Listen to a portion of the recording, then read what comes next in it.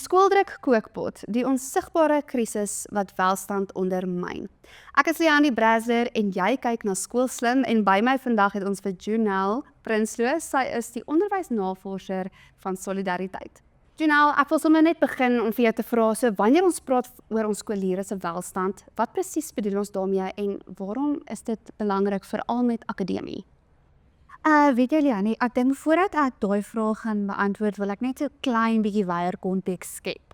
Nou, Solidariteit se Navorsingsinstituut saam met die skooliere aanbod het verlede jaar 'n studie onderneem wat ons onder onderwysers en ouers van Afrikaans sprekende kinders in Afrikaanse skole, wel eintlik nie kinders en tieners, gedoen het, wat spesifiek gefokus het op welstand. Nou die ouers en die onderwysers het vrae beantwoord wat vir ons 'n bietjie 'n wyeer blik gegee het op hoe hulle ervaar dit met skooliere se welstand gaan en wat hulle ervaring ook is met betrekking tot hoe dit aangespreek word as daar uitdagings is of hoe dit ondersteun word. Nou as ons praat van welstand, dan moet ons onthou, dit is nie hoe jy op 'n gegewe tyd voel nie. So ek en jy nou hier sit en dan sê, maar ek voel nou gelukkig, dan beteken dit nie noodwendig my welstand is goed nie, of op 'n goeie plek nie.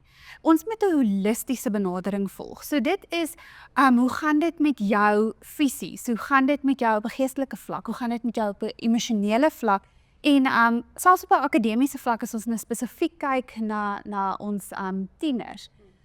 En dan as dit so oor die algemeen goed gaan, dan kan ons sê jou welstand is op 'n goeie plek, dit gaan goed met jou.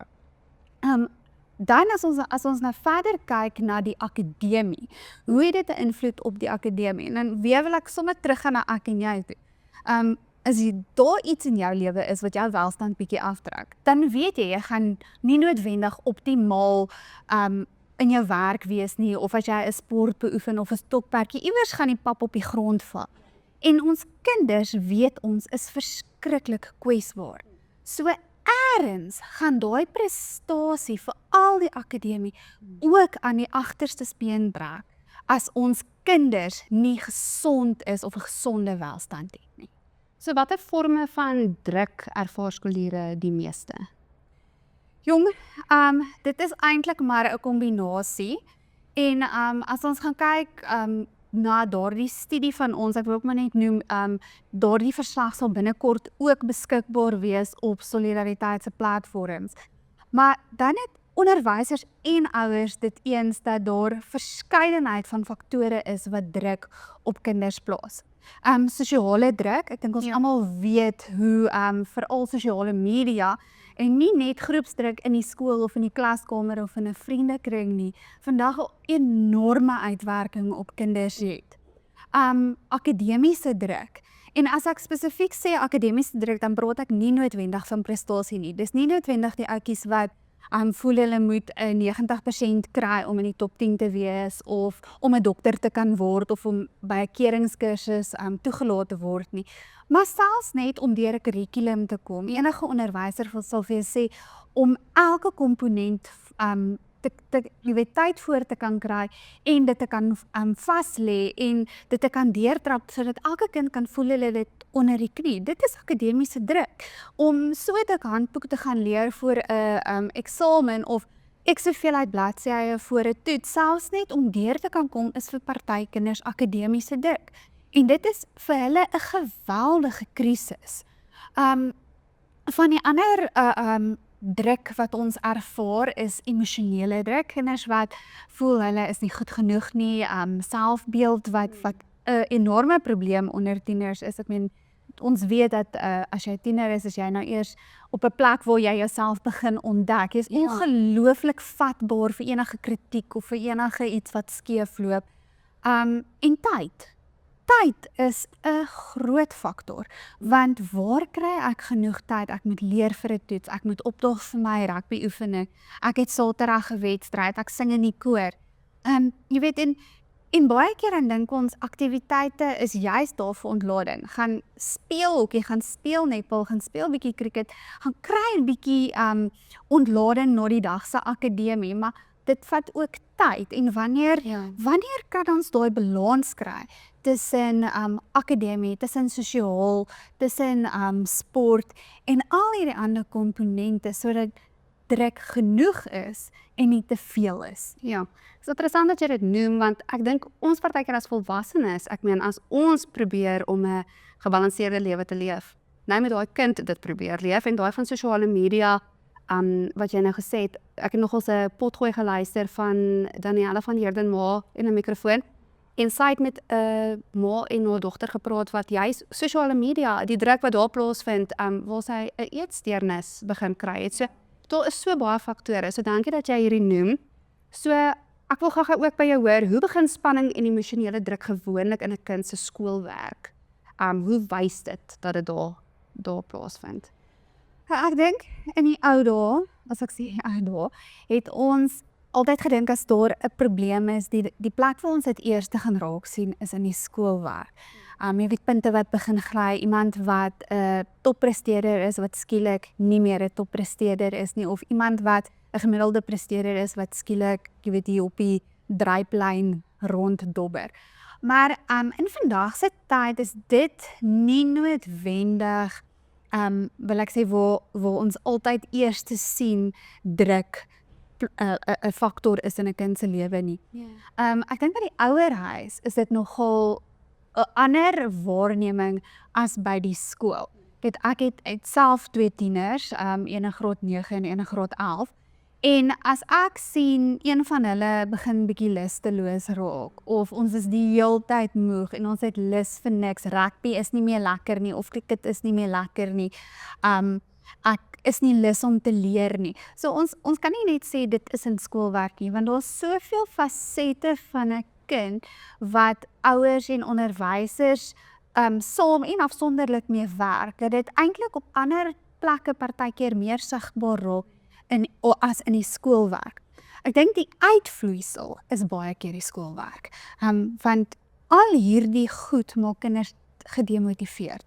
Ek het nie meer lus nie, ek is moedeloos, ek kan nie my potlood optel nie, of ek kan nie sien hoe ek nou gaan sit en leer nie, ek staar vir die boek, niks wil ingaan nie, en dan sien ons dat die punte begin val, veral in toetse en in eksamens. So dan is my volgende vraag nou, wat is die ouers se rol? Hoe ondersteun hulle nou hulle kind?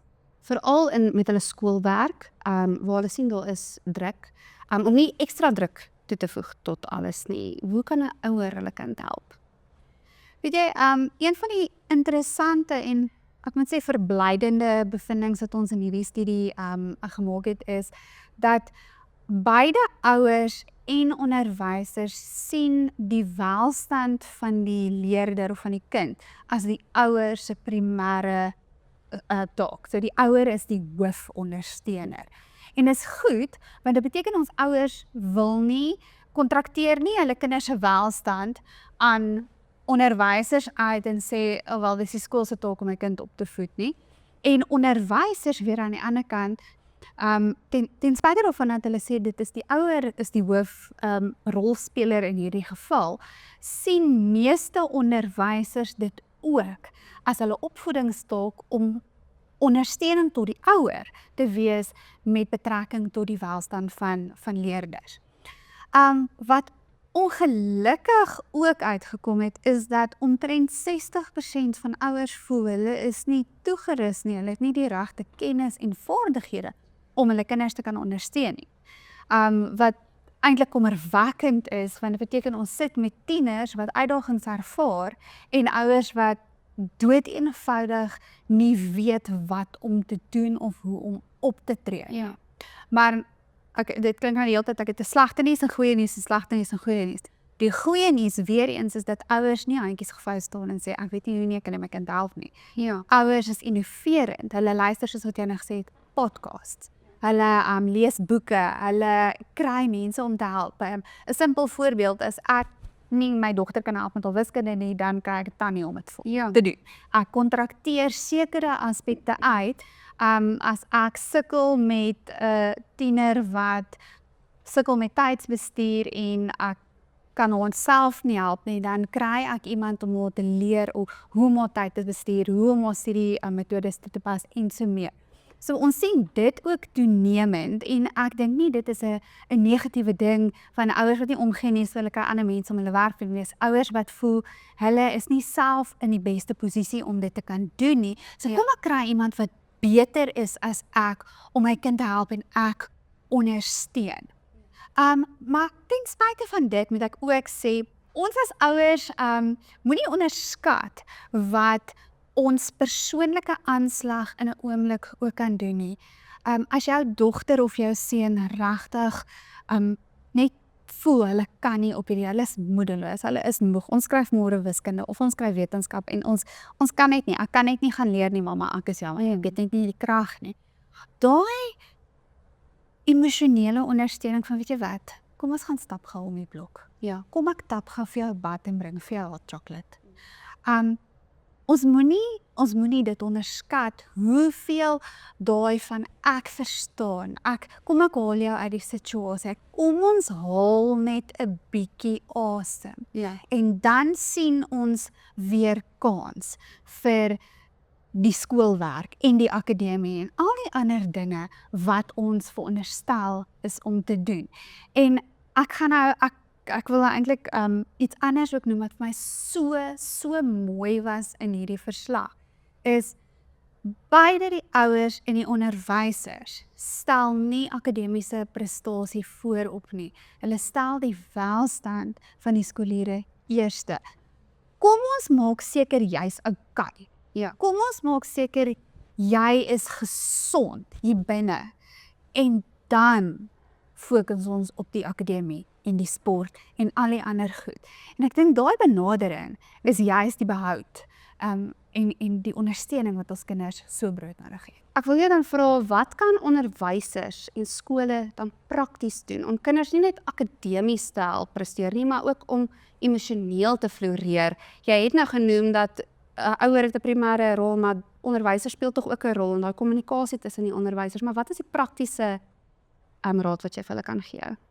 Kyk, as ons gaan kyk na ons skole, tot soveel ons meer as 70% van die ouers en onderwysers het aangedui dat die skole waar hulle kinders is, ondersteuningsmeganismes en stelsels het juis hiervoor. En dit is nou alles. Akademiese stelsels soos intervensieklasse, ekstra klasse na skool. Ek weet meeste skole het 'n toegewyde tyd vir 'n wiskunde en 'n wetenskap en wat ook al die kinders mee sukkel en sê, right, Woensdae middag 3 uur, dan is dit vir die graad 8 wiskunde en dit kry voorkeur bo sport. Dit is 'n tipe van 'n ondersteuningsmeganisme. Meeste skole het opvoedkundige sielkundiges en ander ondersteuningspersoneel. Ek weet baie laerskole byvoorbeeld, alhoewel ons nou praat oor tieners, het spraakterapeute en so meer. So ons het stelsels. Ek dink 'n praktiese probleem waar ons mee sit of 'n uitdaging is dat die onderwysers self gesê het, maar net soos die ouers voel ons nie bevoeg nie. Ons voel nie voldoende opgelei nie. Ons het nie noodwendig die kapasiteit nie, want ons is hier van 8 uur in die oggend. Jo, ek dink al die onderwysers is nou bly, hulle is weer so 8 uur toe te gaan. Maar van 7 uur in die oggend tot 8 uur partykeer in die aand en die program is so. Ek het nie die kapasiteit, ek wil help, ek wil ondersteun. En dit is ook 'n mooi ding. Onderwysers sien dit as 'n deel van hulle wil, dis deel van hulle roeping. Maar daar's nie altyd tyd nie. So, en nou voel ek nog, ek het nie die kennis en die vaardighede nie, so ek weet nie hoe om te help of te ondersteun nie. En ten spyte van die stelsels wat dan in plek is, val dit baie keer as gevolg van daardie komponente. So as ons dalk bietjie meer kan begin fokus op opleiding van onderwysers en om hulle toe te rus, jy weet, dan dink ek gaan ons 'n gedeelte van hierdie probleem wel kan aanspreek, want hulle wil graag ondersteuning bied en hulp bied aan ouers en kinders. Dan my laaste vraag aan jou is, wat beteken sukses regtig as dit nou by 'n skoolkind kom in vandag se wêreld? Wel, ek het nou genoem, een van die goed wat my opgewonde gemaak het, was dat welstand vir beide ouers en onderwysers die belangrikste is. En jy het nou 'n woord genoem, floreer. Wat so pragtig is, want ons wil hê ons kinders moet floreer. As 'n ma wil ek wil net hê my kind moet gelukkig wees. Kry jou passie in die lewe en gaan volg dit en gaan doen wat jou gelukkig maak. Staan eendag as jy uit die skool uit is, as jy werk het, staan elke dag op en gaan werk toe want dis lekker. Dit is, jy het jou roeping gevind en jy vervul dit en die lewe is vir jou lekker want jy doen dit waarvoor jy gemaak is. En om daar uit te kom, moet jou welstand op 'n goeie plek wees. Jy moet 'n goeie welstand hê, want dan anders gaan jy uitbrand. Anders gaan dinge vir jou moeilik wees. En as ons gaan kyk na ons ouers en ons onderwysers, dit is ook waar hulle sukses meet in ons kinders. Dit gaan nie oor daardie 90% of daardie beker. Ja, dis great as ons die beker wen. Dit is fantasties as ons 'n 100% slaagsyfer het. Ja. Maar as ons kinders gelukkig is, dan gaan daai goed in elk geval gebeur. As ons kinders op 'n goeie plek is, dan gaan hulle in elk geval presteer. Hulle gaan floreer, hulle gaan goed doen, kultureel, akademies, sosiaal, hulle gaan gesonde vriendskappe hê en hulle gaan uitstap en hulle gaan lekker werk, hulle gaan gesonde verhoudings hê, gesonde huwelike en hulle gaan uiteindelik ook weer kinders hê wat deur die stelsel gaan en ons sal 'n holistiese benadering volg van ons kweek gesonde kinders. Ja. En dit is sukses. Baie dankie. Dit was Janelle Prinsloo van Solidariteit. Sy is die onderwysnavorser daar en ja, ons het nou gesels oor die welstand van ons kinders en hoe belangrik dit regtig is vir hulle om te floreer. As jy van hierdie video gehou het, stuur dit gerus aan vir almal wat jy ken. En ook volg die Solidariteit Skole Ondersteuningssentrum op Facebook, Instagram en TikTok en ook op YouTube en skakel weer 'n volgende keer in.